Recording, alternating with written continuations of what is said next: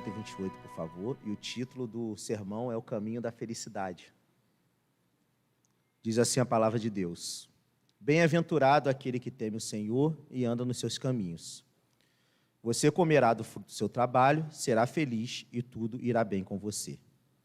Sua esposa, no interior da sua casa, será como a videira frutífera. Seus filhos serão como rebentos de oliveira ao redor da sua mesa. Eis como será abençoado o homem que teme o Senhor. Que o Senhor o abençoe desde Sião, para que você veja a prosperidade de Jerusalém durante os dias de sua vida e veja os filhos de seus filhos. Paz sobre Israel. Feche seus olhos, vamos orar. Deus, muito obrigado pela tua palavra, meu Pai. Um dos principais anseios dos seres humanos é a busca incessante pela felicidade. A gente vive para ser feliz, né? Tem até aquela música, eu quero é ser feliz. Né? A gente vive, a gente procura a nossa, vamos dizer assim, a nossa razão de vida, os nossos projetos, os nossos sonhos, as nossas missões, as nossas formações, os nossos interesses são visando a nossa felicidade. Ninguém procura se envolver em um projeto para tomar prejuízo. O cara fala assim, eu vou entrar nesse projeto aí porque eu vou me dar mal, vou ficar triste, vou me esculhambar nisso aqui. Ninguém procura isso. A gente procura se envolver nas coisas para a gente poder obter isso, obter alegria, obter vitória e ser feliz naquilo que a gente faz. Neste percurso, esta felicidade ela toma variadas formas, como o bem-estar por um motivo específico, a realização de um sonho, um desejo atendido e até mesmo um estado de espírito que a gente não consegue explicar muito. Tem gente que é feliz e fala assim, pô, o cara é muito feliz e você não consegue explicar por que a pessoa está tão feliz. Você fala assim, às vezes, eu estou tão feliz hoje. Aí você fala assim, mas por que você está feliz? Eu não sei, eu só sei que eu estou feliz. Eu não consigo explicar por que a gente está... A tristeza, muitas vezes a gente consegue explicar. A gente tem um motivo ali específico, fala assim, não, eu sei porque eu estou triste. Agora, feliz, às vezes a gente está feliz e a gente não sabe muito bem o motivo. No decorrer da história, muitos procuraram definir essa felicidade dando significados. Aristóteles, filósofo grego, ele vai asseverar que a felicidade seria o equilíbrio e a harmonia e a prática do bem. Então, para Aristóteles, um grande pensador do mundo, da história, ele vai dizer que a felicidade é o equilíbrio entre a harmonia e a prática do bem. Então, se você tem harmonia e tem prática bem, segundo a perspectiva de Aristóteles, a gente tem felicidade. Epicuro, um outro filósofo grego, dirá que a felicidade ocorre através da satisfação do desejo. Então, para ele, se você satisfaz um desejo, se você quer algo que você deseja muito, que você quer muito, e esse desejo seja satisfeito, logo você obtém felicidade. Confúcio, filósofo chinês, acreditava que a felicidade era devida à harmonia entre as pessoas. Então, para Confúcio, a felicidade é você viver bem com as pessoas, você ter bons relacionamentos, você ser uma pessoa agradável, uma pessoa maneira, uma pessoa bem vista, uma pessoa que as pessoas gostam de você e você gosta dessas pessoas. Então, segundo a perspectiva de Confúcio, a felicidade é isso. Immanuel Kant, filósofo alemão, definirá a felicidade como a condição do ser racional no mundo, para quem, ao longo da vida, tudo acontece de acordo com o seu desejo e vontade. Então, para Immanuel Kant, se as coisas acontecerem de acordo com o que a gente quer, de acordo com o que a gente determina, de acordo com o nosso desejo, com a nossa vontade, nós seremos felizes. Dentro da perspectiva kantiana, a felicidade é isso. Em meio a tantas definições, que eu trouxe aqui para vocês, a pergunta naturalmente permanece. Como a verdadeira felicidade pode ser encontrada? Essa é a pergunta do milhão, né? Como a verdadeira felicidade ela pode ser encontrada? Como que a gente pode encontrar essa verdadeira felicidade?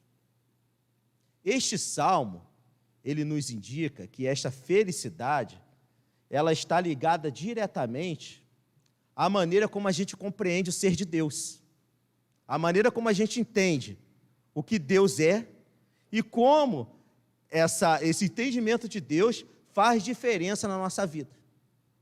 Este salmo ele vai trazer essa perspectiva. Ele vai dizer que a felicidade, a verdadeira felicidade, ela está ligada diretamente à maneira como a gente compreende quem Deus é. Quem que Deus representa para você? O que Deus, a figura de Deus, o ser de Deus, representa para a tua vida? E através deste entendimento, desta representação, como isso afeta a tua existência? Como isso afeta o nosso comportamento? Como isso afeta o nosso modo de pensar, o nosso modo de agir e a maneira como a gente se relaciona com as outras pessoas? Porque ele vai dizer aqui nesse salmo, ele vai defender a ideia que aqui eu apresentei um monte de perspectivas sobre a felicidade. As maneiras como os pensadores pensam sobre felicidade. Mas nesse salmo ele vai defender a ideia que os servos de Deus, eles obterão felicidade por intermédio da fidelidade. Então, dentro da perspectiva do salmista, a felicidade ela é obtida por intermédio da fidelidade. O salmista ele vai dizer que a gente não tem como não ser feliz se a gente não tem como ser feliz se nós não formos fiéis a Deus. Porque ele vai dizer, bem-aventurado aquele que teme ao Senhor e anda nos seus caminhos. Então, dentro da perspectiva do salmista, a felicidade ela está ligada diretamente à nossa fidelidade a Deus. A maneira como a gente se relaciona com Deus. A maneira como Deus fala e como Deus trata o nosso coração. O meu propósito desta manhã é que possamos, pela palavra de Deus, refletirmos sobre as bênçãos que obtemos quando nos relacionamos corretamente com Ele, a fim de podermos usufruí-las e usá-las para a sua glória. Então, se, dentro da perspectiva do salmista, a felicidade ela é obtida por intermédio da fidelidade, então eu acredito que este seja um propósito justo, da gente poder refletir sobre as bênçãos que Deus apresenta para a minha e para a tua vida, para poder usufruir dessas bênçãos e usá-la para a sua glória. Porque, gente, o conceito de felicidade tem em tudo quanto é lugar. E a felicidade, as bênçãos de Deus, elas são bíblicas. Elas estão à disposição dos crentes. O problema todo é quando você pega um conceito e você simplesmente coloca aquele conceito em evidência e você fala que tudo gira em torno daquele conceito. Aí você acaba estragando aquele conceito. Dizer o seguinte, se a Bíblia fala que nós seremos abençoados e nós somos felizes, então todos têm que ser abençoados e felizes em qualquer situação. Não é isso que a Bíblia fala. Isso está errado. A Bíblia fala que nós seremos abençoados e que nós seremos felizes. Que as bênçãos de Deus e a felicidade estão à disposição do povo de Deus. É isso que a Bíblia fala. Então, baseado neste objetivo, baseado neste propósito, eu quero convidar você nesta manhã para refletir junto comigo na palavra de Deus sobre bênçãos que Deus proporciona na nossa vida para que nós possamos, através da fidelidade a Ele, termos uma vida de felicidade. A primeira delas que nós encontramos aqui é a bênção da produtividade, versículo 1. Bem-aventurado aquele que teme o Senhor e anda nos seus caminhos. Então, a primeira coisa que a gente identifica aqui é que para que a gente possa obter a felicidade de Deus, a gente precisa temer a Deus. Feliz, ele que está dizendo, feliz é aquele que teme ao Senhor e anda nos seus caminhos. Eu não sei, sinceramente, eu não sei qual é o teu estado de espírito hoje, eu não sei. Eu não sei se você está feliz, eu não sei se você está triste, eu não sei se você está enfrentando problemas graves, eu não sei se você está com depressão, eu não sei se você está tendo crise de ansiedade, eu não sei se você está perdendo a alegria no viver, mas eu sei uma coisa, que a palavra de Deus nos ensina, que nós somos felizes quando nós tememos a Deus.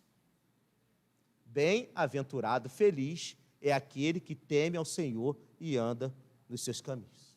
E o que é temer a Deus? O que é andar os caminhos de Deus? É ter reverência em relação à pessoa de Deus. Temer a Deus é ter reverência a Deus. É ter respeito, respeitar aquilo que Deus é. Respeitar aquilo que Ele representa na nossa vida. Temer a Deus é ter amor por Ele e ter amor pelo nosso próximo. Porque quando a gente tem amor por Deus, Deus dispensa amor e graça sobre a nossa vida para que a gente possa amar o nosso próximo assim como Ele nos amou. Isso é temer a Deus.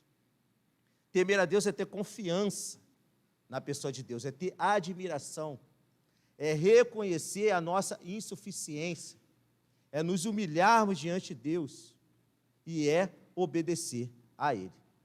Então ele vai dizer que aquele que teme a Deus é feliz porque anda nos seus caminhos.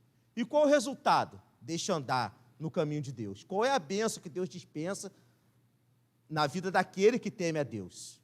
É a bênção da produtividade. Versículo 2. Você comerá do fruto do seu trabalho, será feliz e tudo irá bem com você.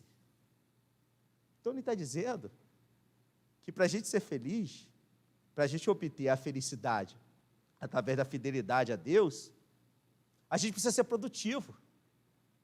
Ele está dizendo, você comerá do fruto do seu trabalho. Olha só. Então não é só eu receber a felicidade para eu viver em estado de, sei lá, de contemplação e de... Parece que eu estou fora da realidade, eu estou tão feliz que eu estou fora da realidade. Não é essa felicidade que Jesus promete para a gente, que a Bíblia nos promete. A felicidade que a Bíblia nos promete é que nós iremos usufruir de maneira eficaz do fruto do nosso trabalho. Você comerá do fruto do seu trabalho. Então, a nossa felicidade, ela está ligada diretamente à produtividade, aquilo que a gente produz. Então, se você produz pouco ou não produz nada, logo, você tem um determinado estado de espírito. Agora, se você produz e produz com abundância, o teu estado de espírito será outro, porque, segundo a perspectiva da palavra de Deus, uma das bênçãos que Deus dispensa na nossa vida, para que a gente possa obter felicidade, é a produtividade.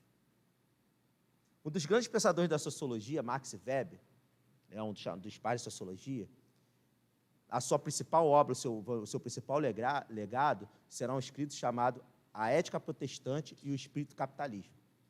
Ele vai escrever esse tratado, essa dissertação de mestrado, e ali ele vai definir, ele vai trabalhar a seguinte ideia, que o modo de produção que a gente vive hoje, que é o modo de produção capitalista, ele só foi possível porque antes dele foi gerada uma ética em grupos protestantes na Alemanha e na Holanda, que fizessem com que essas pessoas elas valorizassem o trabalho.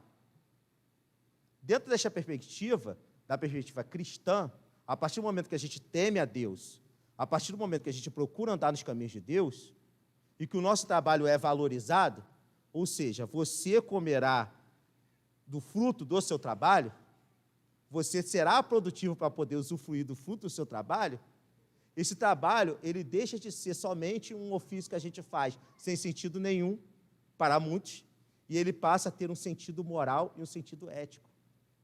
Ou seja, nós encaramos o trabalho agora de uma forma que esse trabalho, ele não é somente para colocar dinheiro no nosso bolso, para pagar nossas contas, mas é um trabalho que nos dignifica para que Deus possa ser glorificado. Você comerá do fruto do seu trabalho, será feliz e tudo irá bem com você. Então, está dizendo que a nossa felicidade está relacionada à produtividade, a maneira como a gente produz o trabalho. Mas é o fruto do nosso trabalho. Então, isso indica que esse trabalho ele tem que vir de fontes honestas, de fontes onde Deus possa ser glorificado. Porque não adianta nada eu ter produtividade, eu ter prosperidade, e eu não poder justificar de onde vem aquela renda. Eu não poder explicar de onde aquele dinheiro brotou, porque aquele dinheiro não é oriundo de fontes honestas. Então, a felicidade através do trabalho, ela vem também quando a gente se dedica de forma honesta para poder produzir coisas que sejam benéficas, não somente para a nossa vida, mas também para a nossa família, mas que sejam honradas, que sejam honestas, que glorifiquem a Deus. Dentro dessa perspectiva, esse trabalho, ele não passa a ser encarado mais como algo danoso, como algo que nos esgota, como algo que nos oprime, mas o trabalho passa a ser encarado como uma bênção. Aí você pode falar para mim assim, mas pastor, eu não trabalho, eu sou dona de casa. Quem disse que tu não trabalha? Inclusive, tu está trabalhando muito, tá? Mas aí a gente passa a encarar o trabalho da nossa casa, passa a encarar o nosso trabalho não somente como aquilo que, eu tenho que fazer isso, troço chato, troço que me deixa cansada, que me deixa estressada, não, mas passa a ser encarado como uma bênção que Deus nos dá, como uma bênção que Deus reflete na nossa vida, para que a gente possa ser feliz. Você comerá do fruto do seu trabalho, será feliz e tudo irá bem com você. Então, esta bênção que Deus derrama, que Deus dispensa sobre a nossa vida, ela tem alguns desdobramentos. Para que esta produtividade ela se faça eficaz, ela se faça presente na nossa vida, nós precisamos procurar viver em obediência com aquilo que o Senhor determinou. Porque Ele está falando, feliz é aquele que teme ao Senhor e anda nos seus caminhos. Então, temer ao Senhor é andar em obediência com o Senhor. Temer ao Senhor é andar em obediência com aquilo que Ele determinou. Então, às vezes, a gente está procurando, em muitos lugares, a felicidade. A gente está procurando em muitas fontes de prazeres a felicidade. Mas a palavra de Deus nos orienta que a nossa felicidade, ela está ligada diretamente à nossa obediência a Deus. Então, o primeiro passo para que a nossa felicidade, ela seja enfatizada na nossa vida, que ela seja duradoura, o primeiro passo é que a gente seja obediente a Deus. Que a gente seja fiel a Deus. Que a gente tenha um comportamento onde Deus possa olhar para a nossa vida e reconhecer que nós estamos o servindo e assim nos abençoando. E essa felicidade, essa produtividade, ela faz com que a gente busque excelência naquilo que a gente faz. Para que as nossas realizações elas sejam sólidas. Você comerá do fruto do seu trabalho, será feliz e tudo irá bem com você. Ou seja, a gente vai produzir algo que, na verdade, ele tenha fruto positivo. A gente vai produzir algo que, na verdade, ele reflita em bênçãos para a nossa vida. A gente vai produzir algo que, na verdade, traga para nós ganhos que sejam ganhos excelentes. Porque assim a gente vai ser feliz e tudo irá bem com a gente. Aí você pode me fazer uma pergunta. Mas, irmão, às vezes eu não consigo ter excelência naquilo que eu faço. Tem problema, irmão. Às vezes também eu não consigo. Mas eu tenho uma palavra para você nessa manhã. Jesus, Ele é o nosso padrão de excelência. O nosso padrão de excelência, ele está em Jesus. Porque nele nós somos aperfeiçoados para realizarmos feitos que produzam bênçãos. Então, se a palavra de Deus fala que nós somos felizes, nós obtemos a felicidade, e essa felicidade gera em nós a condições de sermos produtivos, essa excelência, ela vem de Cristo. É Cristo que nos dá essa excelência. Segundo lugar, a segunda bênção que a gente identifica aqui no texto. A segunda bênção é a bênção da abundância. Versículo 3. Sua esposa, no interior da sua casa, será como a videira frutífera. Seus filhos serão como rebentos da oliveira ao redor da sua mesa. Então, ele vai usar duas figuras aqui. A primeira figura, a figura da videira, e a segunda figura, a figura da oliveira. Ele vai dizer, sua esposa no interior da sua casa será como a videira frutífera. Ou seja, sua esposa no exterior da sua casa será como fonte produtora de alimento, doçura, alegria. O que a videira representava para Israel? A videira representava para Israel a fonte que eles poderiam se alimentar. A videira produz uva. A videira produz alimento, e um alimento doce. A videira não produz alimento amargo, a videira produz alimento doce. E esse alimento doce, ele é produzido não para gerar tristeza no coração das pessoas, ele é produzido para gerar alegria. É através da videira que vem um vinho, e o vinho, ele tem os elementos que geram um estado de alegria nas pessoas. Então, ele está dizendo que aquele que obtém felicidade por intermédio da fidelidade, ele terá uma vida de abundância, porque a sua casa será inundada de alegria. Ele vai viver num ambiente familiar onde a alegria, ela se faz presente. Ele vai viver num ambiente familiar onde as bênçãos de Deus, elas são tão notórias que as pessoas passam a ter gratidão e alegria por aquilo que Deus determina, por aquilo que Deus faz. E ele vai dizer também que os seus filhos serão como rebentos da oliveira. Como é que funcionava a oliveira? A oliveira ela funciona da seguinte forma. A oliveira é a árvore que representa Israel. Por quê? Porque a oliveira é uma árvore que ela tem muita longevidade. Existem casos de oliveira que tem mais de 2.500 anos de idade. Você imagina uma árvore que tem mais de 2.500 anos de idade. Se você for visitar Israel, por exemplo, lá onde tem muita oliveira, você vai chegar lá, em alguns lugares, e aquelas árvores, elas estão lá desde a época de Cristo. Desde antes de Cristo, aquelas árvores já estão lá. E por que essa árvore ela sobrevive esse tempo todo? Por que essa árvore ela sobrevive milênios?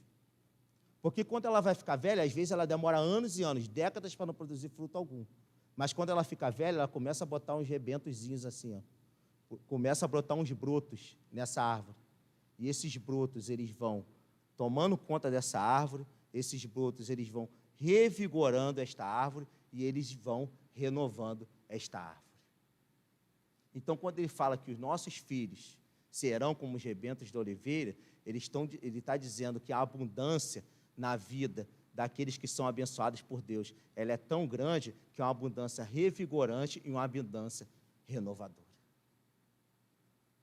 Mas Deus, ele faz abundar na minha e na tua vida, não somente para a gente usufruir, mas também para a gente dar.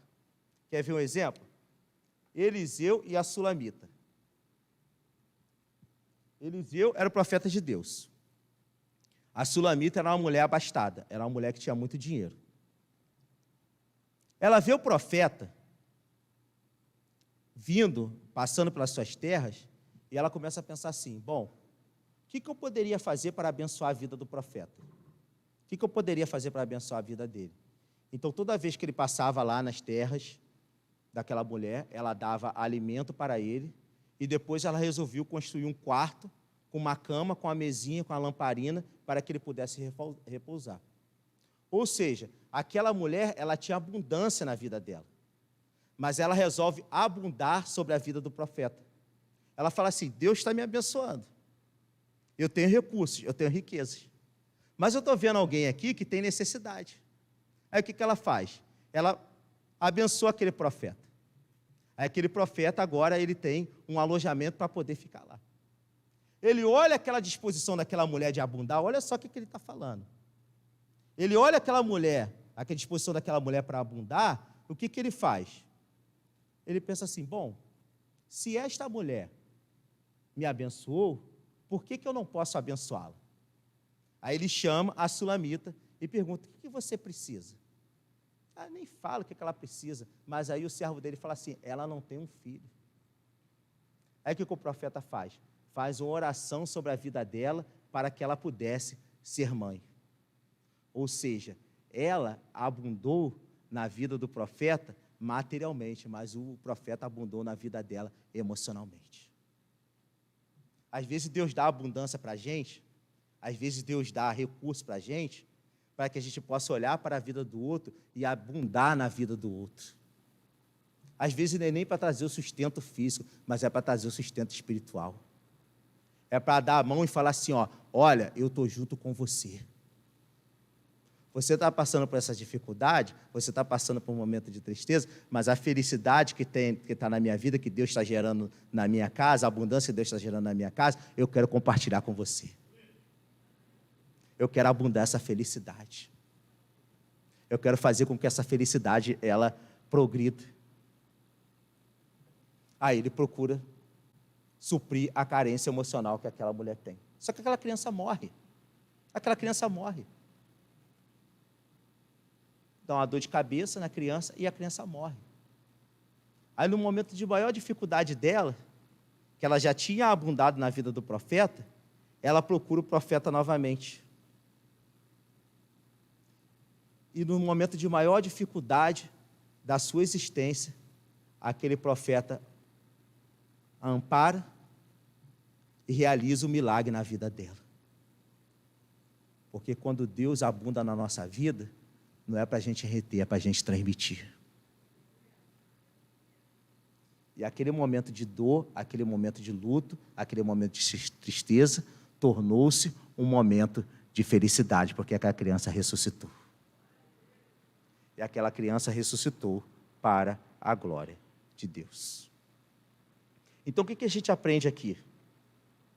Quando Deus ele faz a obra tão grandiosa, tão abençoadora na nossa vida, que Ele derrama das suas bênçãos de forma abundante.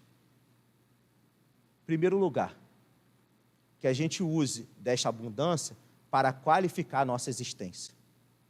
O que a oliveira fazia? A oliveira, ela ia renovando aquela árvore, rejuvenescendo aquela árvore, trazendo vida novamente àquela árvore e qualificando a existência daquela árvore. A figura da oliveira, que é a metáfora da oliveira, serve para mim e para a tua vida, para quando Deus abundar na nossa vida, a gente não ficar retendo essa abundância e achando que a gente está tudo bem, mas transformar essa abundância em elemento de bênção para que Deus possa abundar mais e mais e mais, renovar mais e mais e mais. É qualificar a nossa existência. E qualificando essa existência, a gente torna-se abundante. Não somente para poder usufruir das bênçãos de Deus, mas a gente torna-se abundante para ser um referencial de bênção na casa de Deus. Aí assim a gente vai ser feliz. Por quê? Você pode dizer assim, ó, Deus está me dando o suficiente. Deus está suprindo a necessidade. Deus está dando abundância na minha vida.